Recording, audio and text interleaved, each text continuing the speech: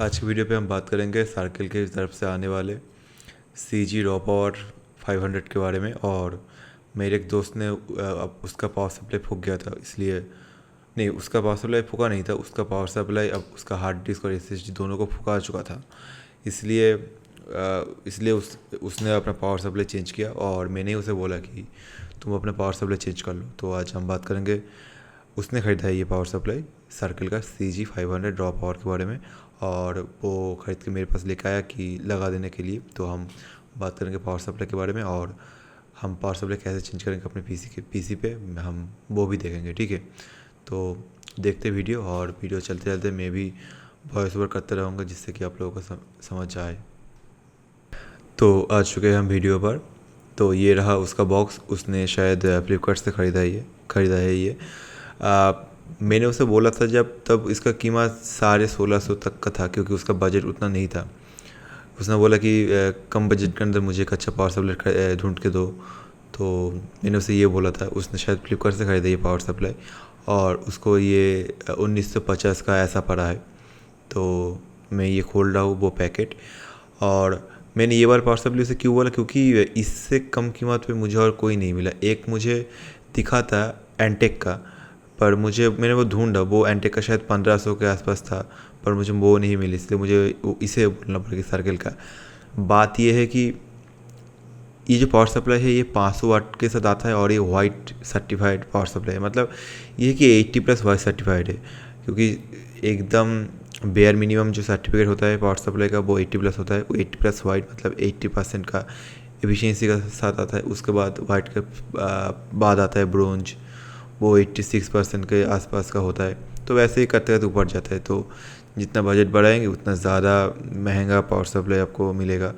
तो जो भी है, मैंने ये वीडियो पे कहीं पे कट नहीं मारा, क्योंकि मुझे थोड़ी बात करनी थी, इसलिए मैंने कट नहीं मारा। मुझे कुछ चीज़ें बोलना है, तो आप उसके साथ किया हुआ था मैं बोल देता हूँ कि उसने जब कंप्यूटर ख़रीदा था, आज से लगभग 4 साल पहले, उसने अपने लोकल स्टोर से ख़रीदा था कंप्यूटर, और उसे कुछ पता नहीं था कंप्यूटर के बारे में। तो उसने खर्चा किया था अपने कंप्यूटर के ऊपर, लगभग 25-30 हज़ार रुपये लेकर वो अपने कंप्यूटर ख़रीदा था। तो उसके कंप्यूटर पे जो पावर सप्लाई था पहले, वो फ्रॉन्टेक का था। फ्रॉन्टेक का जो पावर सप्लाई होता है ना, कि 500, 550 या फिर 600 का जो पावर सप्लाई आता है, उसके अंदर वो लगा हुआ था। और उस समय उसने एक WD का एक ब्लू हार्ड डिस्क लिया था। 1 साल बाद उसका हार्ड डिस्क ख़राब हो गया। ख़राब होने के बाद, ओह लाइट बहुत तेज़, इसलिए मुझे आँख जल रहा है, मेरा आँख। तो देखता हूँ मैं। तो जो भी है, उसका हार्ड डिस्क ख़राब हो गया, ठीक है। उसके बाद उसने अपने कंप्यूटर को दुकान पे लेके गया, जिस दुकान से वो ख़रीदा था। तो वहाँ पे ले जाने के बाद उस दुकानदार ने उसे हार्ड डिस्क को उसने बोला कि हाँ हार्ड डिस्क ख़राब हो गया है। तो उसने एक SSD लगाया था उसी दुकान से, और दुकानदार उसे WD का वो ग्रीन, जो एकदम चीप क्वालिटी का SSD है, WD का ग्रीन, वो SSD लगा के दिया था। और वो SSD भी कुछ महीने बाद ख़राब हो गया, लगभग 10 महीने या फिर 1 साल तक चला था वो SSD भी। उसके बाद वो ख़राब हो गया। उसके बाद वो लड़का मेरे लड़का नहीं, मतलब वो मेरी दोस्ती है, तो वो मेरे पास आया था। तो उसने आकर बोला कि मेरा ये चीज़ ख़राब हो रहा है। तो मैंने उसे पहले ही बोल दिया कि तेरा पावर सप्लाई ख़राब है, क्योंकि कंपनियाँ जो है, जैसे कि WD का ब्लू जो हार्ड डिस्क उसने लिया था, ख़राब नहीं होता है, 5 साल आराम से चल जाता है। उसके बाद जो WD का ग्रीन SSD भी है, वो भी आराम से चलता है, लगभग 5 साल तो आराम से चलता है। तो मैंने उसे बोला कि तुम ये सब छोड़ो, और एक वो ये लो, एक पावर सप्लाई ले लो महंगा वाला। तो उसे इन सब चीज़ों के बारे में पता नहीं था कि महंगा पावर सप्लाई क्या होता है और घटिया पावर सप्लाई क्या होता है। तो उसने बोल रहा था मुझे कि 1000 रुपये के अंदर ही मुझे एक पावर सप्लाई ढूंढ के दो। तो मैंने उसे बोला कि नहीं, 1000 रुपये के अंदर पावर सप्लाई नहीं मिलता है, कुछ भी अच्छा पावर सप्लाई नहीं मिलता है। अगर तुम आगे भी कोई हार्ड डिस्क पे SSD लगाओगे तो वो ख़राब हो जाएगा। तो उसका कंप्यूटर चल रहा था, पर मैंने उसे चेंज कर दिया, ठीक है। और ये जो पावर सप्लाई है, इसके साथ एक केबल मिलता है, और और दो साटा कनेक्टर मिलता है, मतलब 2 तार मिलता है साटा कनेक्टर का, हर एक तार पे 2-2 करके, मतलब 4 साटा कनेक्टर मिल रहा है। और जो मोटा वाला पिन होता है ना 4 का, जैसे पहले आता था, उसे शायद मोलेक्स कनेक्टर कहते हैं। तो 2 मोलेक्स कनेक्टर मिलता है और ग्राफिक्स कार्ड के लिए 6+2 पिन का वो एक स्लॉट मिलता है और CPU को पावर देने के लिए 4+4 जो 8 पिन का पावर सप्लाई जो जैक होता है वो मिलता है। तो इसके जो मदरबोर्ड है इसका है वो गीगाबाइट का H110, इसमें 4 ही लगेगा पावर कनेक्टर। तो CPU पावर कनेक्टर पे मुझे एक साथ आता है, 4+4 एक साथ आता है, मुझे एक खोल के लगाना पड़ेगा यहाँ पे। और देखेंगे मैं इसके कंप्यूटर में अब लगा हुआ है एक तोशिबा का हार्ड ड्राइव, जो मैंने ही उसे लगा कर दिया था वो हार्ड ड्राइव। और अब देखिए इसमें देख सकते हैं कि ये कंप्यूटर वो दुकान से ख़रीदा है। दुकानदार वालों ने दुकानदार वाल इतना घटिया है कि देखिए यहाँ पे 2 तरीके का साटा कनेक्टर दिखाई देगा आपको, एक हो लाल और एक वो ब्लैक वाला। लाल वाला जो साटा कनेक्टर है वो साटा 2 है।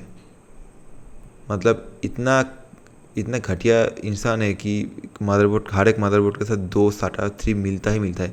और लगभग पिछले 10 सालों से या फिर उससे भी ज़्यादा जितने भी मदरबोर्ड मतलब कंपनी से आता है उसमें सब में साटा 3 का ही कनेक्टर आता है और 2 करके ही आता है।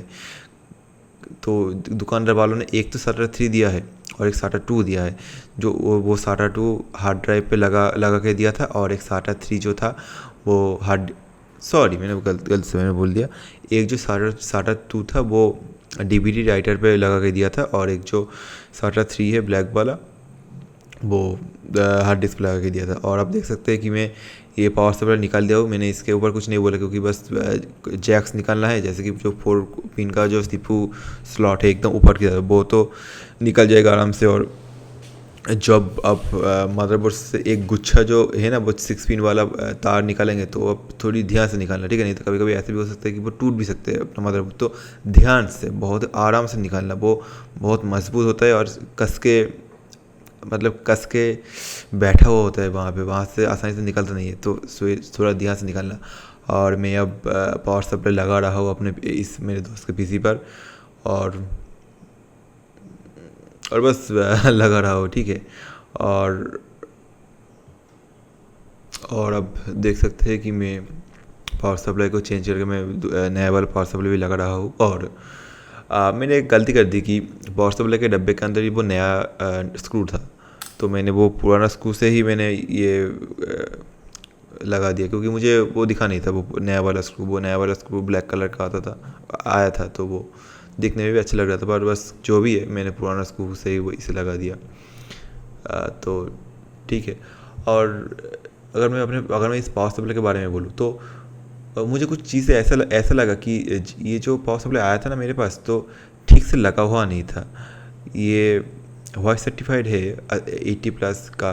पावर सप्लाई में कोई दिक्कत नहीं है, पर मुझे डब्बे में कुछ थोड़ी बहुत स्क्रैच दिखा। मतलब वो बस थोड़ा सा दिक्कत देने वाला बात है कि मुझे थोड़ा सा बुरा लगा कि पावर सप्लाई में थोड़ी सी उठा हुआ है। क्योंकि अगर आप वीडियो मेरा पहले देखेंगे, मतलब ये वीडियो अगर जब मैं अनबॉक्सिंग कर रहा था तब देखेंगे तो एक जगह उठा हुआ था। ये जो मतलब वो डब्बा है ना वो थोड़ा सा उठा हुआ था। तो बस वही चीज़ है, नहीं तो पावर सप्लाई बहुत बढ़िया है, कोई दिक्कत नहीं है। देखिए बढ़िया मतलब ऐसा तो नहीं है कि मैं टेस्ट करके आपको बता रहा हूँ कि बढ़िया है, क्योंकि जितना लिखा हुआ है डब्बे के ऊपर कि 80+ वॉइस सर्टिफाइड पावर सप्लाई है, मैं बस उसी के ऊपर ये बोल रहा हूँ कि बढ़िया है, ठीक है।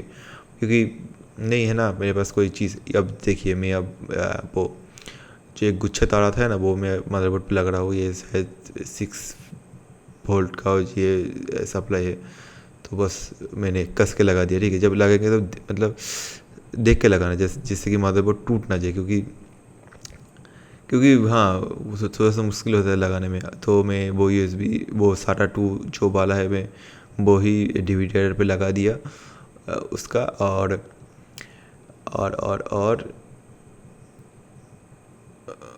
और ये जो मोलेक्स कनेक्टर है उसका CPU के पीछे एक पंखा भी है, मैं इस पंखे को भी लगा दे रहा हूँ, तो लग गया। और एक मोलेक्स कनेक्टर अब भी है, अगर कोई चाहे तो और कुछ चीज़ें वो भी लगा सकता है इसके ऊपर।